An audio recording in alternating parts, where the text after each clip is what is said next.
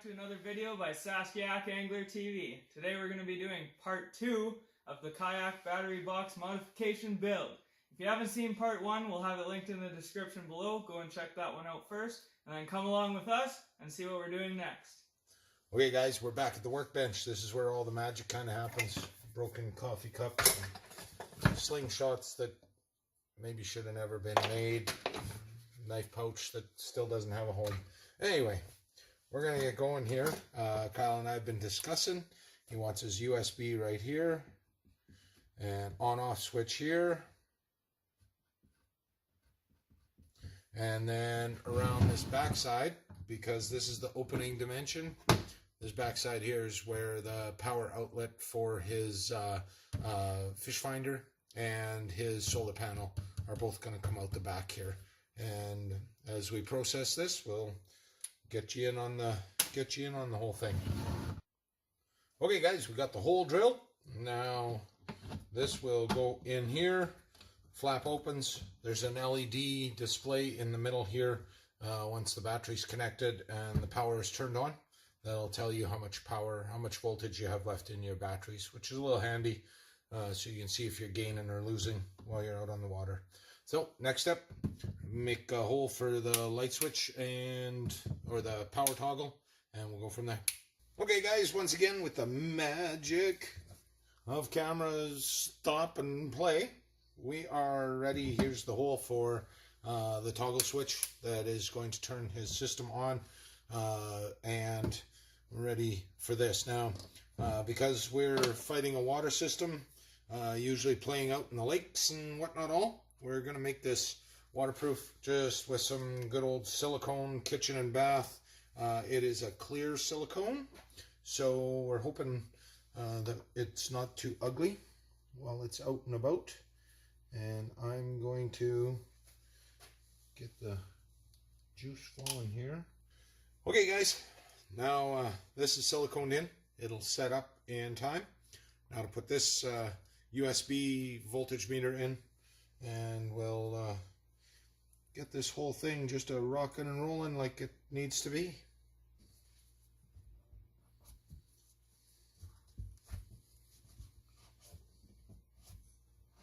There we go. USB is in, and on-off toggle switch is in. Okay guys, we got Kyle's battery pack here. They're a twin set of SLA 1055s. The 1056, SLA 1056 are the exact same thing, just a different model change. They're 12 volt, 5.5 amp hour, or 5 amp hour. So total he's got 10 amp hour out of this thing. The fish finder he uses 1.3 amps per hour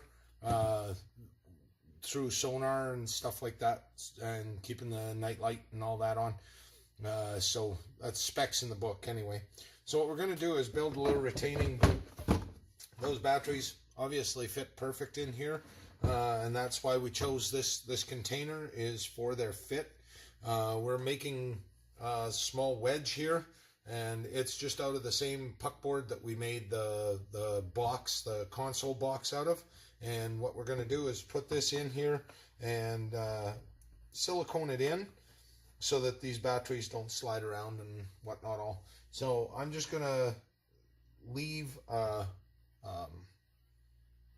batteries in here for right now, and silicone on the outside, and hopefully it works good enough that the batteries stay in place anyway. Okay guys, now we are going to put in some pre-electronics. This is the solar connector for the solar panel. It is a Coleman solar panel, I believe. I don't remember. It's 9 to 15 volts. It's got a built-in diode, so you're not going to overcharge. And they're just a dashboard. I don't know what they were, like 19 bucks at our Canadian Tire. So look around at your Rona's, Home Depots, stuff like that. They have a little cord end like this. It's a universal cord end. It comes with a bunch of adapters as well. There's battery cable, clamps, and a couple other things. 12 volt cigarette lighter comes with it. 12 volt cigarette lighter comes with it, I guess. So we're just adapting this into this system. What sticks through will probably be about that much, and the rest will hook up to the batteries. And this is, because it's from the solar panel, it's direct to the batteries. The rest of this is all run off of the switching system that runs through this toggle switch. So this is hooked direct to the battery. This is the power wire for his Hummingbird fish finder, and again, we're going to run it through another bushing that allows this to crimp tight onto the cable and gives us a watertight seal. So we'll just basically mark a couple spots here. We've decided that we're coming through on this side here and on this side here for the two outputs, and we just have to make sure that this is snug up against this rail here so that it's back as far as we can. That's kind of our only goal. So I'm just kind of gonna eyeball this and mark a center line.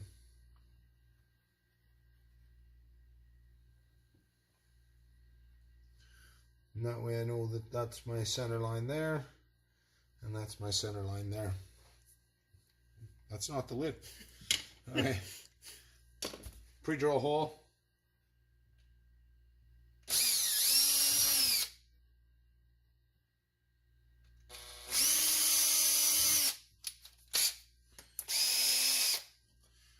Upgrade to the big boy.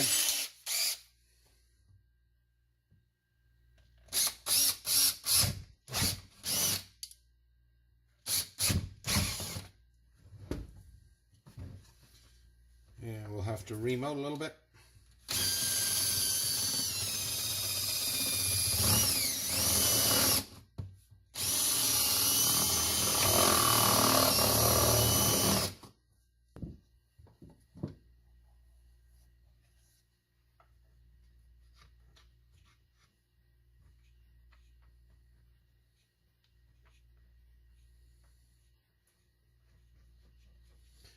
Now, the nice part about building this battery box the way we're doing it, if Kyle ever decides to upgrade to or change his kayaking system, it's pretty simple. Just to grab this thing and walk away from the kayak.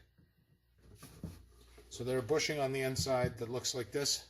The wires will come through and connect to the battery. So we'll plan out the next step and get back to you from there. Alright guys, we got the wires hooked up. This goes to the fish finder, and this is the solar panel connect. What we're going to do now is add a little light that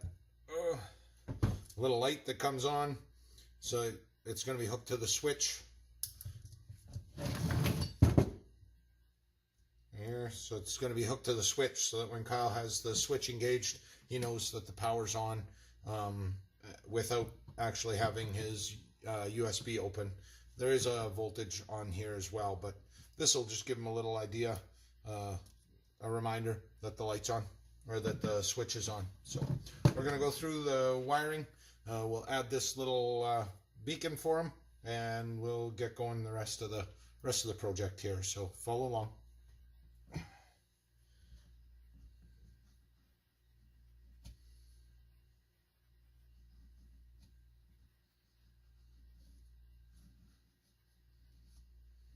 There we go.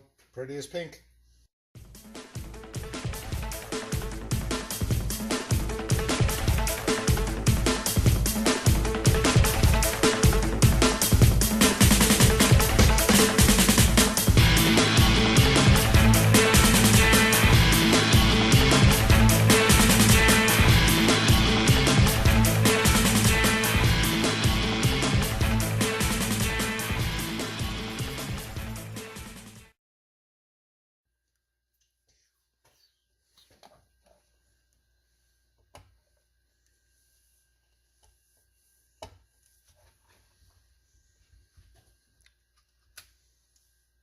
Okay guys, what we did here is add a bunch of power here. So again, this is direct from the solar panel, and so it is wired direct to the battery. It just charges the battery. So you can isolate the on-off switch, and the solar panel will still put power into the battery, but it'll also feed the whole system. So from there, we come off the battery with our auxiliary power running through the switch to the USB,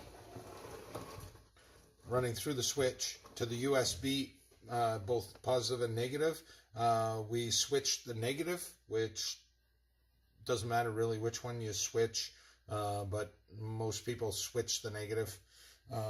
Just that's the way I've always done it, so I switched the negative. If you got a problem with it, leave a comment. That'd be cool.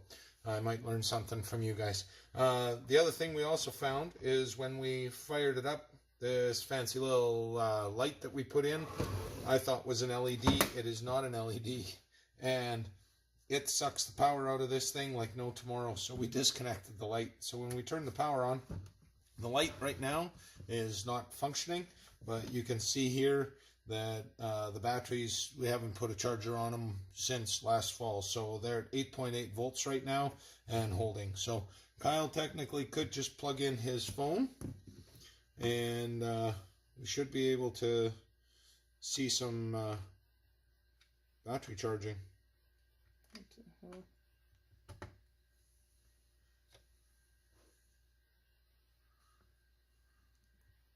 Could be the phone. It's pretty screwed.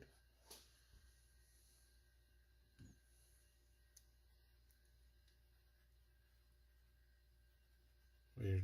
It's not even going in all the way. There we There go. we go. Charging. We'll put it down here so they can see it. The miracle is that we're actually charging his phone, and you can see your voltage comparative. Anything above 5 volts, it should charge the phone. It operates best at about 12.5. So in daylight, we'll throw the solar panel on this thing and make it rock, and we'll watch the voltage climb as well, and the solar panel will charge the batteries. So all in all, Kyle has himself a Schlindigger of a charging box and storage compartment here.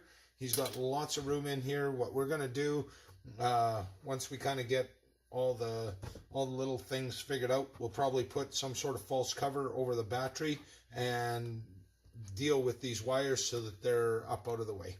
So thanks for coming along, and this was a good one.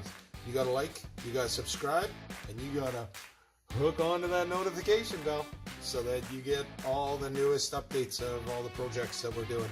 Again, the snow is melting, spring is coming, and the hook's got to get wet eventually. So thanks for coming out.